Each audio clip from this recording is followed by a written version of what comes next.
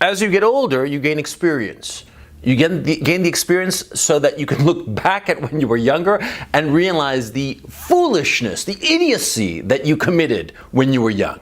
That's the tragedy of experience, because you gain the experience to know what was the right course, but you look back on your life and you see how you failed to take the right course. Oh, me in school, man. Oh, man, if I could go back and do school again. First of all, if I could go back and do school all over again, I would have aced the fucking thing. Every single class, I would have gotten an A, number one. And number two, I would have had such a fun time in school because I would have recognized the point of school.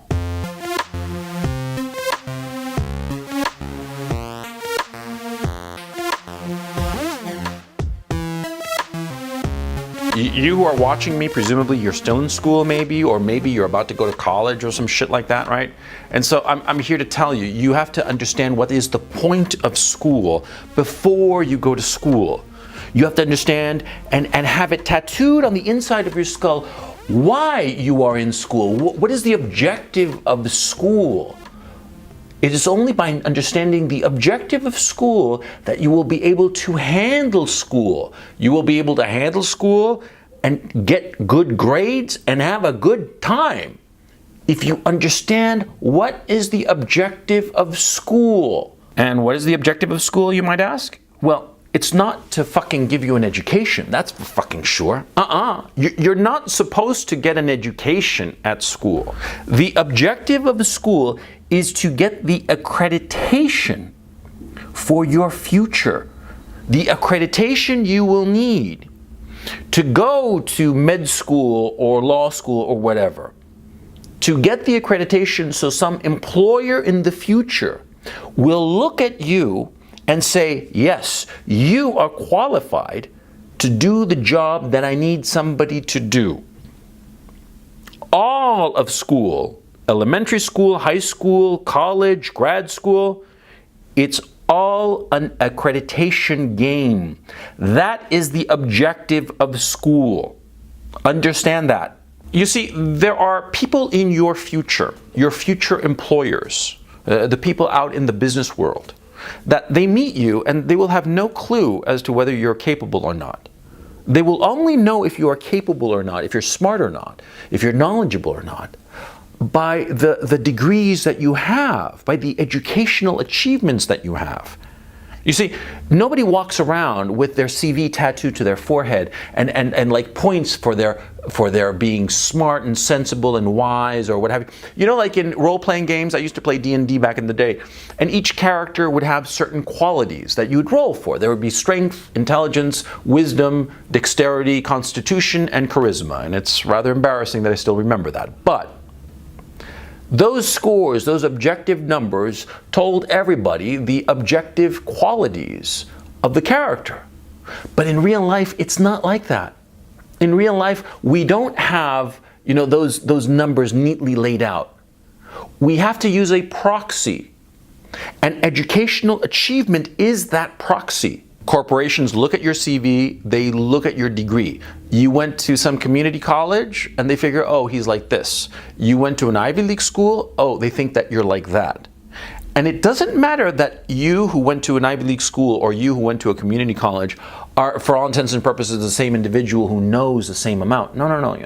You see, the guy who went to an Ivy League school, he was clever enough to jump through the hoops that were set up to block people's access to the Ivy League school. And so such a person is going to have certain characteristics insofar as being compliant, certain characteristics insofar as being afraid of hurting their reputation, their resume, and so they will be predictable for a corporation in a way that somebody who went to just a community college won't be. You see the difference? The educational achievements are signifiers later on in your life. They signify to others who you are in a way that is not possible in real life, but is possible in some role-playing game where you have a certain metric for your strength, for your intelligence, for your wisdom, dexterity, constitution, and charisma. In real life, since it's not like that, Your educational achievement is the proxy. Once you understand this concept, then college, high school, any educational establishment becomes easy. Because you see, the idea is not to learn. The idea is to give back to the teacher that which he wants to see so that you get the highest grade. This simple concept for me was extraordinarily difficult to understand. It was just so difficult when I was a boy, when I was a young man, when I was in high school and college, to understand that I didn't have to overwork. I didn't have to actually learn anything. What I had to do was simply pay attention to what the professor wanted and then give it back to him. You know, the funny thing for me is that I learned this lesson in college. Yeah, it took me until college at Dartmouth, an Ivy League school, to recognize this. And I'll tell you the specifics of what happened. I was taking this class on epistemology with a professor called Walter Sinnott Armstrong. He's a big brain. He's out in Duke now, I think. But Walter Sinnott Armstrong was a big brain. He was teaching this class on epistemology, and I was just out of my depth because it was just really a hard class. And I hadn't taken enough philosophy professors to really understand the material in full, okay? And so one time I take this paper down to his office hours, right? And I show him the draft of the paper I'm writing. And he's like, oh my God, this is just bullshit, right? And he starts correcting it for me. And he says, well, you should write this and this. And he starts basically like putting in what I should put into the paper, right? And what he expects the paper to include. And so I took the paper back to my dorm room and I stared at the notes. And since I wasn't really competent in the subject matter at that time, which is ironic because epistemology later became my favorite subject in philosophy and the thing I sort of like specialized in. But in that first course, which was a high-level course, I looked at this paper, I looked at all the markings. It looked like Greek to me. I had no idea what I was reading. And so I did the simplest thing I could think of. I took his notes and put them verbatim into the paper. I got an A on the paper. Yeah, and it was only then that I realized this. It was this weird secret. I'd spent God knows how long in educational establishments, very good ones, but it was only after I delivered that paper and integrated verbatim Walter Sinnott Armstrong's notes that I understood the purpose of education, or let me phrase that, of the educational establishments that exist today. It's not to learn. It is to give back to the teacher that which he wants to hear. Not more and not less. That's it. Just give him what he wants to hear. Okay? Give him what he wants to hear. Figure out what he wants to hear. And then give it to him. This has served me so well. And it was just, or let me phrase that. It served me well in college, and after college, it served me quite well too. When I stopped in whatever I was doing, and instead of trying to work, instead of trying to reinvent the wheel, instead of trying to really just put my shoulder to it and like lift it up, no. If I just stopped and looked at the person I was working with, I was dealing with, in business, in education, in whatever, and understood what it was that they wanted.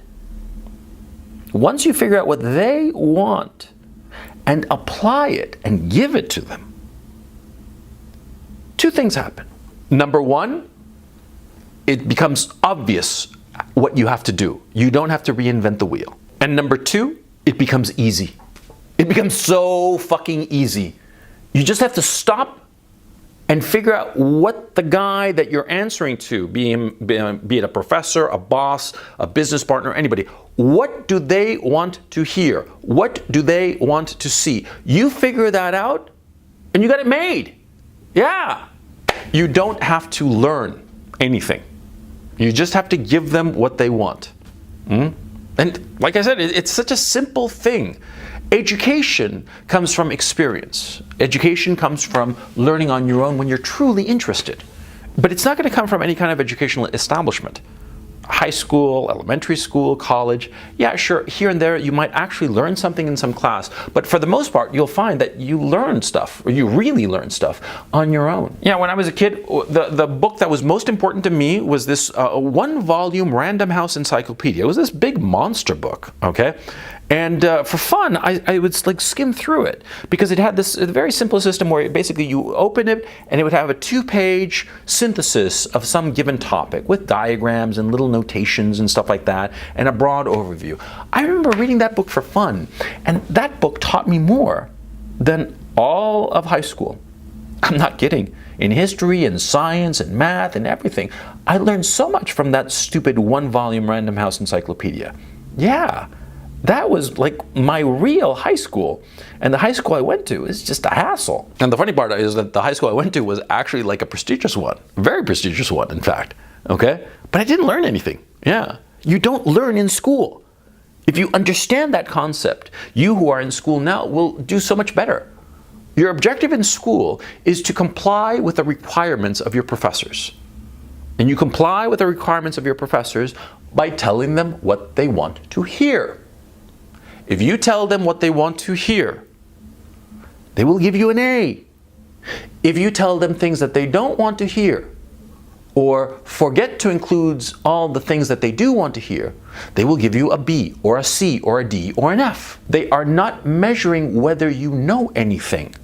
They are measuring if you are willing to comply with their requirements. And if you want to step back a little bit and go a little bit macro, this is a terrible thing if you think about it, because it's not just the professors, it's everywhere, where you get ahead by giving people what they want, irrespective of whether it's good or not. That's a terrible thing, because it's basically a society that devolves into hedonism, a culture that is all selfish and narcissistic. It is a horrible thing, but that's the truth. That's the way things are now. And to bitch and moan about it, it's just childish. You got to work with what you got. And right now, insofar as education is concerned, you don't get ahead by actual learning. You do not get ahead by actual study. You do not get ahead by knowing things and learning things. No.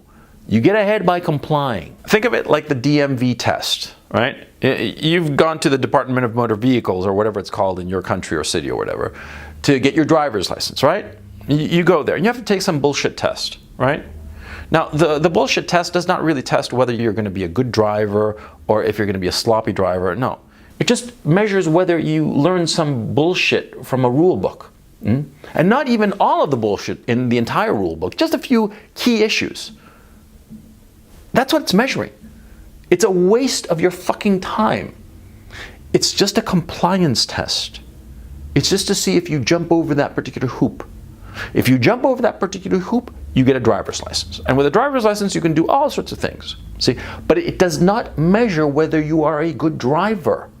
Understand that. If you understand that the DMV test is not to figure out if you're a good driver, that the DMV test is a way to see if you will comply and jump through the hoops that are arbitrarily placed in front of you. If you understand that, then it becomes easy. Yeah, it becomes easy, but if you find yourself incredibly resentful, well, you're going to have to put that aside.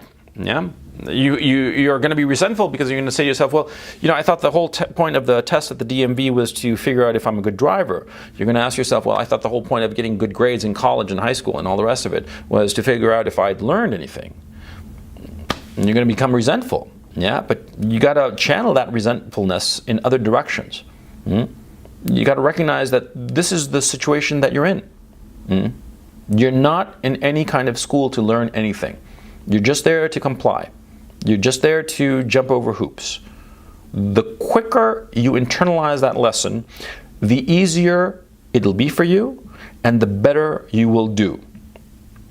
The resentfulness that you feel for the time wasted,